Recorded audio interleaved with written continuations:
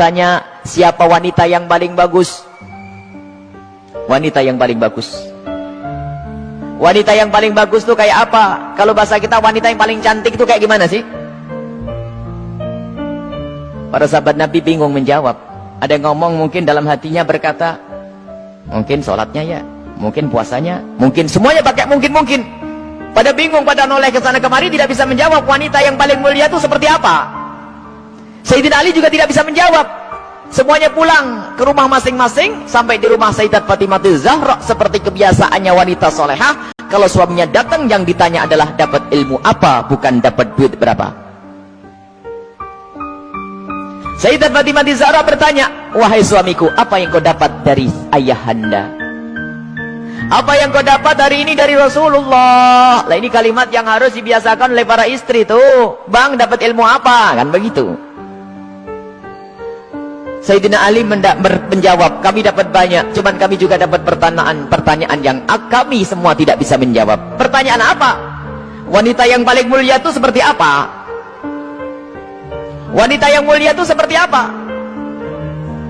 Dijawab oleh Siti Fatimah Zahra, aku yang punya jawabannya. Apa? Dibisikkanlah di telinga Sayyidina Ali. Seketika itu wajah Sayyidina Ali berbinar-binar senang, wajahnya berseri-seri, mata berbinar-binar. Aku menemukan jawaban. Pasti aku nanti bakal dibanggakan oleh Rasulullah karena sudah punya jawaban. Di esok harinya ketemu lagi dengan Rasulullah. Siapa yang sudah punya jawaban? Para sahabat Nabi masih bingung. Tiba-tiba Sayyidina Ali berkata, kami punya jawaban ya Rasulullah. Siapa wanita yang paling bagus? Dijawab, wanita paling bagus adalah yang tidak pernah melihat laki-laki dan tidak pernah dilihat laki-laki. Rasulullah paham siapa yang ngasih tahu. Siapa yang ngasih tahu? Sayyidina Ali malu. Yang ngasih tahu tentu orang yang paling dekat denganmu ya Rasulullah.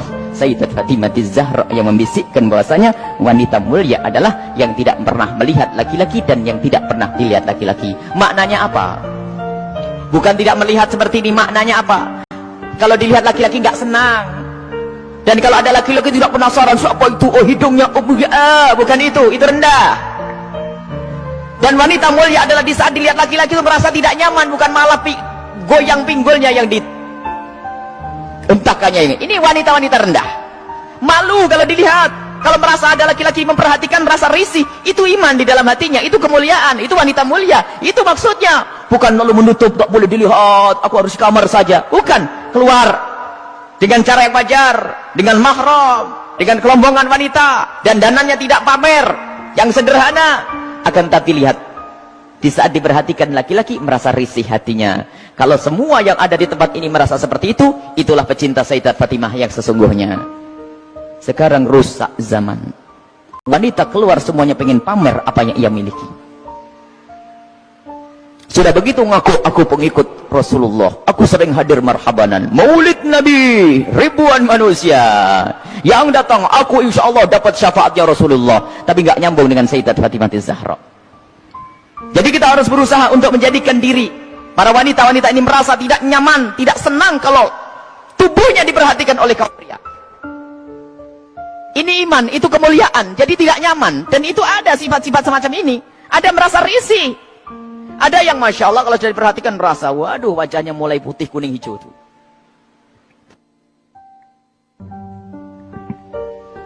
Ada kalau sudah diperhatikan laki-laki berubah semuanya. Mulai cara berjalannya, mulai cara ininya Masya Allah. Sampai cara ngomongnya di model-model. Pasti itu wanita yang tidak pernah kenal Sayyidat Fatimah Zahra. Dan ini maksudnya tidak melihat dan tidak dilihat itu adalah menjauhkan dari hatinya rasa senang pamer dan dananya. Sampai suara pun dijaga. Suara dijaga Sayyidat Fatimah Zahra, suara dijaga. Dan rasa malunya sangat tinggi Sayyidat Fatimah Zahra. Sangat malu, pemalu beliau itu. Pernah suatu ketika berada di teras rumah, bukan di teras, karena rumah jangan dianggap kayak rumah kita. Sebab rumah Rasulullah dengan Sayyidat Fatimah Zahra kalau digambarkan, kalau Masjid Nabawi ini segede ini dulu tuh.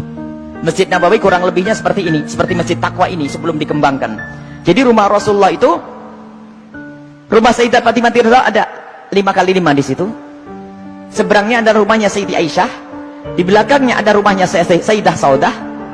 Kemudian nanti Istri Rasulullah yang lainnya ada diajar begitu. Jangan dianggap rumahnya di kampung sana, di kota sini, bukan. Jadi rumahnya hanya kecil-kecil begitu. Sehingga ada fitnah yang pernah disebar bahwasanya Siti Fatimah Zahra pernah ditendang Sayyidina Umar bin Khattab. Ini kan fitnah pada Sayyidina Umar. Memangnya nggak ada yang kedenger yang lainnya. Oh, kecil begini, kalau sampai Siti Fatimah sampai jerit-jerit nangis pasti kedengaran. Ada ya sekelompok orang yang berdusta mengatakan Siti Fatimah Zahra meninggal karena dipukul oleh Sayyidina Umar bin Khattab, perutnya sampai keluar. Ini lucu cerita ini. Dipikir rumahnya itu di kampung sana ya, kampung sini, bukan. Itu loh rumah Siti Fatimah. Kalau ada di sekitar masjid ini, mepet. 5 kali 5, 4 kali 3, rumahnya itu rumah dipikir rumah kayak apa begitu, bukan. Jadi rumah Rasulullah dan semua keluarganya itu kalau dikumpulkan hanya 200 meter. Allah. Dan sangat sederhana. Nah itulah, suatu ketika Sayyidat Fatimah Zahra berada di depan kamar, di depan rumah bersama Asma binti Umais. Asma binti Umais itu adalah bekas istrinya Ja'far At-Tayyar. Di saat itu ada jenazah yang lewat. Dan di saat ada jenazah yang lewat, tiba-tiba Siti Fatimah menangis. Dan menangisnya nggak kira-kira. Sampai Asma ketakutan. Kenapa wahai binti Rasulillah, wahai putri Rasulullah, engkau menangis seperti itu? Ada apa? Kenapa engkau menangis? Baru setelah reda bisa menjawab, aku menangis, aku nanti pasti akan mati. Tentu engkau akan mati. Engkau akan mati. Bukan masalah kematian, tetapi aku tidak ingin nanti seperti itu. Kenapa dia? Lihat, semua orang yang meninggal akan diperlakukan seperti itu, dibungkus dengan kain kafan, lalu diangkat di kepalanya manusia, lekuk-lekuk tubuhnya terlihat. Alangkah malunya aku nanti jika aku mati, lalu diangkat di atas kepala manusia, lalu lekuk-lekuk tubuhku terlihat. Oh, mikir lekuk tubuhnya. Subhanallah. Setelah mati itu yang digambarkan, bukan waktu hidup. Ini ngaku pecinta Fatimah Zahra, ngaku pecinta Sayyidat Fatimah Zahra, tidak pernah merasa risih lekuk tubuhnya dilihat orang.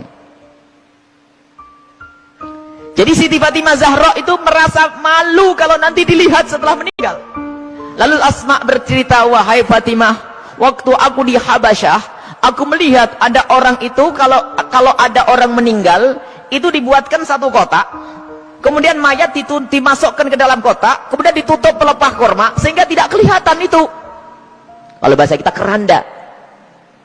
Mendengar jawaban seperti itu, Sayyidat Fatimah Zahra sangat senang dan menyambut dengan kegembiraan. Asma, aku berwasiat, kalau aku mati nanti tolong dibuatkan aku seperti itu. Dan akhirnya setelah Sayyidat Fatimah Zahra meninggal, Asma sendiri yang membuat untuk Sayyidat Fatimah Zahra.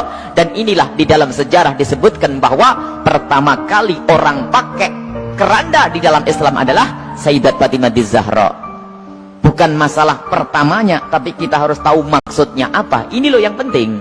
Maksudnya adalah menjaga kehormatan. Padahal juga nggak apa-apa orang mati kelihat auratnya pun tidak dosa. Orang meninggal tidak ditanya lagi oleh Allah. Akan tapi rasa malunya Sayyidat Fatimah Zahra sampai menghantarkan beliau untuk berwasiat kalau meninggal nanti agar dibuatkan yang demikian ini. Dan termasuk wasiat yang lainnya apa? Agar dikubur di malam hari. Tidak ingin, masih ingin, takut kalau dilihat oleh orang. Inilah Sayyidat Fatimah Zahra. Jadi rasa malunya luar biasa. Dan ini pendidikan dari Rasulullah SAW. Memang kita harus banyak mencontoh beliau. Rasa malu ini mahal. Kalau sudah malu ini dicabut dari seseorang, maka semuanya akan dilakukan dari keharaman. Rasa malu ini kemuliaan, malu yang sesungguhnya. Malu kepada Allah, malu kita melakukan kemaksiatan. Dan malunya seorang wanita itu adalah kemuliaan. Siti Fatimah adalah suri toladannya.